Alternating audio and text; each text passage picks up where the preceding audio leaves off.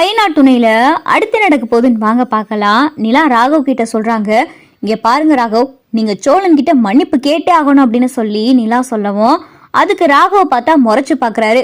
என்ன ராகவ், மன்னிப்பு கேட்கணும்னு சொன்னா இப்படி பாக்குறீங்க அப்படின்னு சொல்லி நிலா கேட்கவும், எங்க இதுவே உங்களுக்கு நல்லா இருக்கா? நாளைக்கு உங்க வீட்டுக்கு வந்திருந்தேன் தானே, அப்ப சோழனை பார்த்து இவர் யாரு உங்களுக்குன்னு கேட்டேன். அதுக்கு நீங்க என்ன சொன்னீங்க? கசின்னு சொன்னீங்க. பத்தாவதுக்கு உங்களுக்கு கல்யாணம் ஆயிடுச்சுன்னு கேட்கும்போது கல்யாணம் ஆகலைன்னு சொன்னீங்க. இப்படி எல்லா தப்பையும் நீங்க பண்ணிட்டு கடைசியில என்னைய வந்து மன்னிப்பு கேட்கணும்னு சொல்றீங்க. தனிப்பட்ட முறையில நீங்க எனக்கு கல்யாணம் ஆயிடுச்சுன்னு சொல்லியிருக்கீங்களா? கிடையாது. இவர் தான் என் ஹஸ்பண்ட்னு சொல்லியிருக்கீங்களா? கிடையாது. எனக்கு உங்க மேல ஒரு இன்ட்ரெஸ்ட் இருந்துச்சு. நீங்க ஆபீஸ்ல நல்லா ஒர்க் பண்றீங்க, நல்ல பிரில்லியண்டாவும் இருக்கீங்க. உங்களை பார்க்கையில எனக்கு பிடிச்சிருந்துச்சு.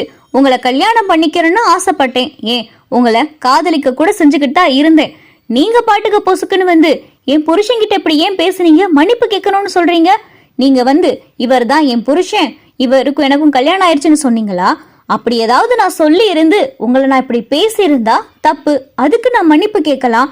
எந்த தப்புமே செய்யாம எந்த விவரமே எனக்கு தெரியாம நான் உங்க மேல இன்ட்ரெஸ்ட் வச்சதுக்கு நான் எப்படிங்க மன்னிப்பு கேட்க முடியும்? அவர் உங்க புருஷன்னு தெரிஞ்சுமா நான் போய் அப்படி சொன்னேன்? இன்னொருத்தவங்களுடைய ஒய்ஃபை தப்பா நினைக்கிற அளவுக்கு நான் ஒன்றும் தேர்ட் கிரேட் பர்சன் கிடையாது அப்படின்னு சொல்லிட்டு இங்க பார்த்தா ராகவ் கோவப்படுறாரு. அப்பதான் நிலா, இங்க பாருங்க ராகவ், நான் செஞ்சது தப்பு தான். உங்ககிட்ட அவர் என் ஹஸ்பண்டு நான் சொல்லியிருக்கணும். எனக்கு கல்யாணம் ஆன விஷயத்தையும் நான் சொல்லியிருக்கணும். நான் சில பல தனிப்பட்ட காரணங்களால அதெல்லாம் சொல்லல. அதுக்காக நீங்க அப்படி போய் அவர்கிட்ட ஏன் ஆளு நிலான்னு நீங்க பேசுனது தப்பு. அதனால சோழன் ஹர்ட் ஆயிட்டாரு. அவருக்கும் எனக்கும் கடந்த ஒரு 3 நாளா பிரச்சனை ஆகிட்டு இருக்கு.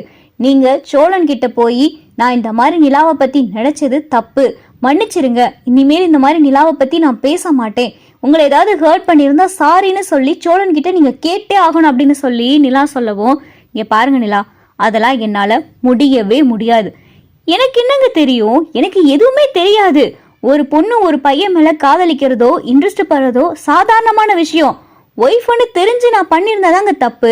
எதுவுமே தெரியாம பண்ணதுக்கு நான் எப்படிங்க மன்னிப்பு கேட்கணும்? அதுவும் அவங்கிட்டலாம் வந்து என்னால மன்னிப்பு கேட்க முடியாது அப்படின்னு சொல்லி ராகவ் சொல்லவும், ராகவ் என்ன பேசிக்கிட்டு இருக்கீங்க? அவனு மரியாதை இல்லாம பேசிக்கிட்டு இருக்கீங்க. இப்பதான் சொன்ன ஹீஸ் மை ஹஸ்பண்ட்னு, அதுக்கப்புறமும் இப்படி மரியாதை இல்லாம பேசுறீங்க அப்படின்னு சொல்லி நிலா கேட்கவும், இங்க பாருங்க நிலா, உங்களுக்கு இதெல்லாம் கோபம் வரவே கூடாது. பண்ற தப்பெல்லாம் நீங்க பண்ணிட்டு கடைசியில எல்லா பள்ளியும் ஏன் மேல தூக்கி போடாதீங்க. ஒரே ஒரு வார்த்தை நான் மேரிட் உமன் அப்படின்னு சொல்லி இருந்தாலே முடிஞ்சு போச்சு. அதையே சொல்லாம மறைச்சிட்டீங்க. எந்த பொண்ணுமே கட்டின புருஷனை கசின்னு சொல்லி மறைக்க மாட்டாங்க, இவர் என் புருஷன் இல்லைன்னு சொல்லவும் மாட்டாங்க. ஆனா பண்ற தப்பெல்லாம் நீங்க பண்ணிட்டு கடைசியில ஏன் மேல வந்து பழி போட்டுக்கிட்டு இருக்கீங்க. நல்ல வேலைக்கு உங்களை மாதிரி பொண்ணை போயா நான் மனசார விருப்பப்பட்டேன்னு தெரியல. கட்டின புருஷனையே நீங்க கசின்னு சொல்றீங்க, கல்யாணம் ஆனதையும் மறைச்சிருக்கீங்க. உங்களை போயா நான் இந்த அளவுக்கு விருப்பப்பட்டுக்கிட்டு இருந்தேன் அப்படின்னு சொல்லி நிலாவுடைய கேரக்டரையும் பார்த்தா இங்க ராகவ் தப்பா பேச ஆரம்பிச்சிடாரு. போது Raghav, this is your limit. நீங்க லிமிட்டை கிராஸ் பண்றீங்க. நீங்க பேசுறதுலாம் ரொம்ப தப்பா இருக்கு அப்படின்னு சொல்லி நிலா சொல்லவும், இங்க பாருங்க நிலா, நான் இல்ல இடத்துல யாரா இருந்தாலும் இப்படித்தான் பேசுவாங்க. நீங்க பண்ணதே தப்பு, அதை விட்டுட்டு என்னைய வந்து மன்னிப்பு கேட்க சொல்றீங்க அப்படின்னு சொல்லி ராகவ் ஒரு பக்கம் கோவப்பட, நிலா பாட்டுக்கு கோவப்பட்டு பார்த்தா இங்க ரூமை விட்டு வெளியே போய் உட்காந்து சேர்ல உட்காந்து யோசிச்சுக்கிட்டே இருக்காங்க. நம்ம பண்ணதான் தப்போ, நமக்கு கல்யாணம் ஆயிருக்குன்னு சொல்லியிருக்கணுமோ, நமக்கு கல்யாணம் ஆயிடுச்சுன்னு சொல்லியிருந்தா ராகவையே நம்மளை லவ் பண்ண போறாரு. நமக்கு கல்யாணம் ஆகல அப்படின்னு சொன்னதுனால தானே ராகவ் நம்மளை லவ் பண்ணாரு. நம்ம செஞ்சதான் தப்பு அப்படின்னு சொல்லிட்டு நிலாவுக்கு தோணுது. ஈவினிங் பார்த்தா ஆஃபீஸும் முடிஞ்சிருது. நிலா வீட்டுக்கும் வராங்க. ராகவுக்கு பார்த்தா மனசுக்குள்ள ஓடிக்கிட்டே இருக்கு. ஒருவேளை அந்த சோழன் கிட்ட மன்னிப்பு கேட்கணுமோ? எந்த புருஷனுக்கா இருந்தாலும் பொண்டாட்டியை இந்த மாதிரி இன்னொருத்தன் ஏன் ஆளுன்னு சொன்னா வரத்தான் செய்யும். டே ராகவ், இதே இது ஓ ஒய்ஃபை இன்னொருத்தர் வந்து இது யாழுன்னு சொன்னா உனக்கோ வருமா வராதாடா அப்படின்னு சொல்லி ராகவோடைய மனசாட்சி சொல்லவும், சரி எதுக்கு வம்பு, போய் டீசெண்டா சாரின்னு ஒரு வார்த்தை கேட்டுற வேண்டியதானே அப்படின்னு சொல்லி ராகவ் பார்த்தா நிலாவுடைய வீட்டுக்கு கிளம்புறாரு. நிலா அப்பதான் வீட்டுக்கு போறாங்க. நிலா பின்னாடியே பார்த்தா ராகவோடைய கார் வரவும் நிலா பாக்குறாங்க, என்ன ராகவ் கார் மாதிரி இருக்கு அப்படின்னு சொல்லி நிலா பாக்குறாங்க. ராகவ் கார்ல இருந்து இறங்குறாரு. உள்ள பார்த்தா சோழன் இருக்காரு. சேரன், பாண்டி, பல்லவன், நடேசன் எல்லாரும் இருக்காங்க. சோழன் எட்டி பாக்குறாரு. ராகவை நிலாவையும் பார்த்ததும், இவனா கடைசியில வீடு வரை வந்துட்டானா? காலையில தான் இவங்க கிட்ட சொன்னேன், பத்தாவதுக்கு இப்ப வீட்டுக்கே வந்துட்டானா அப்படின்னு சொல்லி சோழன் ஒரு பக்கம் கோவப்பட, அப்பதான் நிலா கேக்குறாங்க, என்ன ராகவ் ஆபீஸ்ல அவ்வளவு கோமா பேசுனீங்க, இப்ப வீட்டுக்கு வந்திருக்கீங்க அப்படின்னு சொல்லி நிலா கேட்கவும், இங்கே பாருங்க நிலா, எனக்கு நான் செஞ்சது தப்புன்னு எனக்கு தோணுது. ஆனால் அதே நேரத்தில் அந்த தப்புக்கு நீங்களும் ஒரு காரணம். சரி, காரணம் காட்டிக்கிட்டே இருக்க முடியாது. என் மனசாட்சிக்கு தப்புன்னு தெரிஞ்சிச்சு. சோழன் கிட்ட சாரி கேட்கணும்னு தோணுச்சு, அதனால தான் வந்தேன் அப்படின்னு சொல்லி ராகவ் சொல்லவும், சரி சரி உள்ளே வாங்க அப்படின்னு சொல்லிட்டு நிலா ராகவை கூப்பிடவும், உள்ள சோழன் பார்த்தா உட்காந்துருக்காரு. வாங்க வாங்க சார் உட்காருங்க அப்படின்னு சொல்லி சேரன் சொல்லவும், வேகமாக பார்த்தா சேரன் சேரெல்லாம் எடுத்து போடுறாரு. ராகவ் சேரில் உட்காந்துருக்காரு. சேரன் போயிட்டு காஃபியெல்லாம் போட்டு எடுத்துகிட்டு வந்து கொடுக்குறாரு.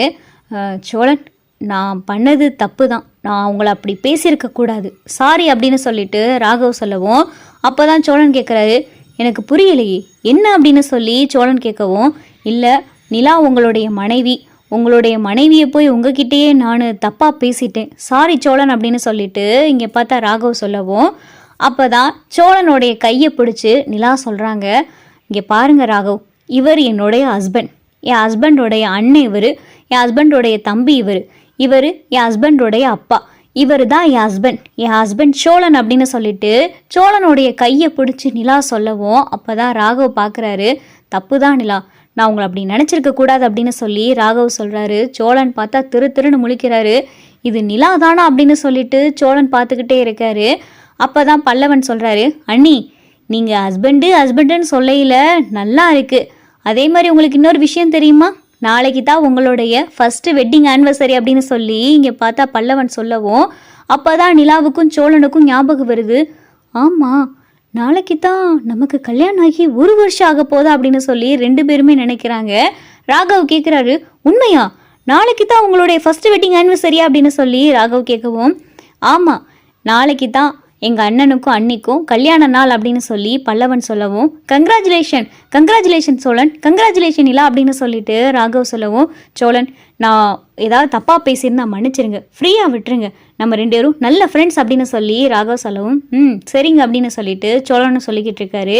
சரி நிலா, நாளைக்கு உங்களுடைய ஃபஸ்ட்டு வெட்டிங் ஆனிவர்சரி, நாளைக்கு சின்னதாக ஒரு ட்ரீட் வச்சுருமா, நாளைக்கு ஈவினிங் போல் எங்கேயாவது உங்களுடைய ஃபேமிலியோட ஒரு செலிப்ரேட் பண்ணலாமா அப்படின்னு சொல்லிட்டு இங்கே ராகவ் கேட்கவும், என்ன ராகவ் நீங்கள் என் ஃபேமிலியோடைய மிங்கிள் ஆயிட்டீங்க அப்படின்னு சொல்லி நிலா கேட்கவும், என்னங்க பண்ணுறது, நான் எந்த ஆஃபீஸ் ஸ்டாஃபோடைய வீட்டுக்கும் இப்படி அடிக்கடி போனதில்லை, உங்கள் வீட்டுக்கு ஏற்கனவே ஒரு 2 தடவை வந்திருக்கேன், இப்போ சோழன்கிட்ட மன்னிப்பு கேட்கறதுக்காக 3ஆவது தடவை வந்திருக்கேன், இப்படி போனால் நம்ம ஃபேமிலி ஃப்ரெண்ட்ஸ் ஆயிடுவோம் போல், சரி விடுங்க நிலா, எதா இருந்தாலும் நடந்து போச்சு, இனிமேல் நீங்களே எதையும் மனசுக்குள்ளே வச்சுக்கிற வேணாம், நானும் எதையும் மனசுக்குள்ளே வச்சுக்கிற வேணாம், 2 பேரும் நல்ல ஃப்ரெண்ட்ஸ், சோழனும் எனக்கு நல்ல ஃப்ரெண்ட்ஸ் அப்படின்னு சொல்லி ராகவ் பார்த்தா நல்லா ஃப்ரீயாக பேச ஆரம்பிச்சிடுறாரு.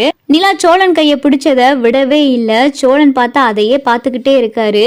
இப்படியெல்லாம் நல்லாத்தான் பேசுகிறான், ஆனால் விவாகரத்து கேஸை மட்டும் கோர்ட்லேருந்து வாபஸ் வாங்க மாட்டேங்கிறான், வார்த்தைக்கு வார்த்தை ஹஸ்பண்டுன்னு சொல்கிறா, ஆனால் அந்த உரிமையை எனக்கும் கொடுக்க மாட்டேங்கிறா, அவளும் அந்த உரிமையை எடுத்துக்கிற மாட்டேங்கிறா அப்படின்னு சொல்லி சோழன் பார்த்தா மனசுக்குள்ளே வேதனைப்பட்டுக்கிட்டு இருக்காரு.